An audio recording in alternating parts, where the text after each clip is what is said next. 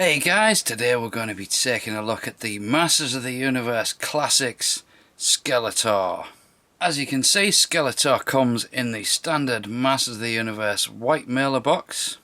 This is the older version where they didn't actually have the names printed on. Within that box the figure comes carded on the standard Classics card art, and around the back we get to see some of the other figures and also a bio for Skeletor. So, long-time viewers may remember way back, I did a video on Masters of the Universe Classics Titus. And in that video I said I was never going to open these figures. Well, to be quite honest, it's got completely out of control. I've got far too many of them and I'm sick of white boxes everywhere. So every single one of them is getting opened and enjoyed. And that means you guys get to see them. So I thought, what better place to start with the absolute all-time icon of evil, Skeletor. So guys, does that take you back? When I look at these figures, I feel like I'm about 4 again. And it's fantastic.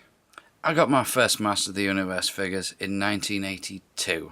Before we'd seen the cartoon, when all the history was just in the mini-comics. Stratos was my first figure.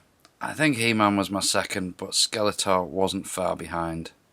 And just look at how nice these new versions are. So I got back into He-Man around the time the Mike Young series came out, and I raced out and got those figures as soon as I could. But although they were great, they weren't as good as the original ones. But at the time it was fun to collect them. But these are something else entirely. So I was a latecomer to this series. I didn't subscribe till 2013, so I'd missed nearly 5 years of these releases. But I'm doing my damnedest to go back and pick the rest of them up. Just look at this guy, he's so cool. So Skeletor features an update of his classic armour, and this time it's not just done in purple. And even round the back they've now added a little bit where you can put a sword. We even get the armoured skirt that was so often lost on the vintage figure. They've even got the foot design down to a T. And this really shows the shading on the paint job that at first glance might look a bit flat, but when you look closer, there's so much going on there. And then we come to his sword. Now you may remember the vintage figures always had half a sword. And we do get that replicated here, but on top of that they give you the full sword. So this looks the same on both sides, but it's even painted with a metallic edge so it shimmers in the light. And then we come to the Havoc staff, Skeletor's signature weapon, and they've done a fantastic job with this.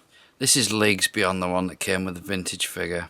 And on top of all that, you've got absolutely insane posability. So although this is an older Masters of the Universe Classics figure, this is a masterpiece. Thank you for watching.